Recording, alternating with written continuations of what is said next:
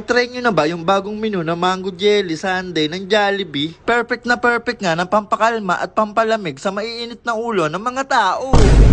Ayun na nga mga ka-all goods, on the way na nga ako dito sa may Jollibee. Bali dito nga pala ako sa may Farmers Plaza nagpunta. Sa tindi ng init ngayon, lahat na yata ng pampalamig gusto kong matikman, kaya na-curious ako. Kaya dali-dali na akong pumunta. Guys, nang-order na ako. Bali 59 pesos yung binayaran ko.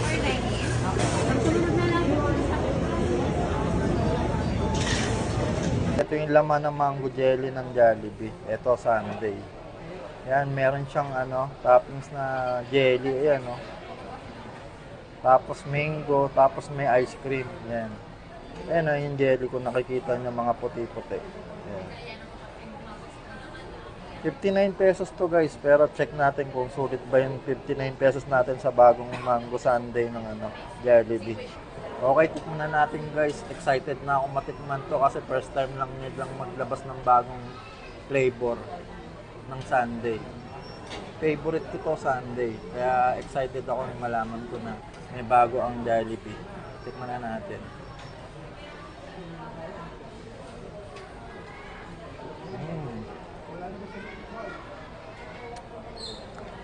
Creamy siya guys. Tapos lasang-lasa mo yung mangga. Ang sarap ng combination niya. Sigurado magugustuhan niyo to.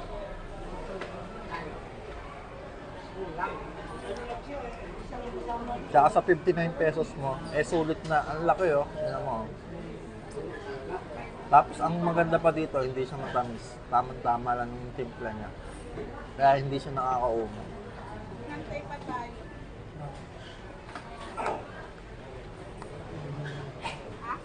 Sarap. Refreshing. Sakto sa mainit na panahon, palamig.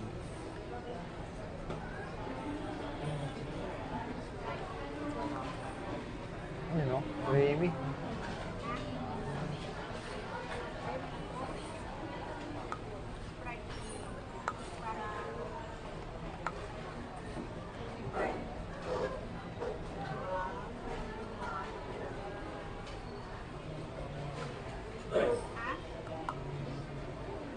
Panalo tong mango gray. Grabe guys, panalo tong mango jelly sundae ng Jollibee. Promise.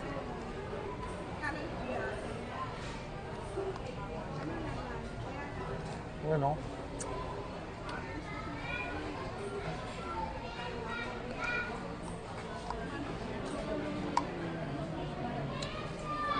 Sulit 59 pesos mo. Sakto yung lasa niya.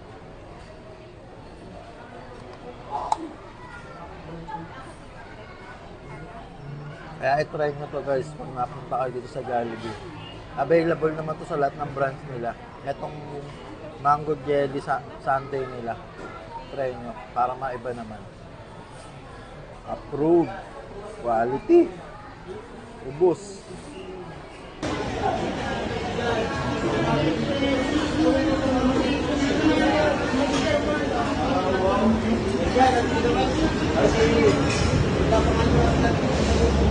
So ayun, maraming salamat sa panonood. Hanggang sa muli. Harika buhat. Peace out. All good. See you sa next vlog.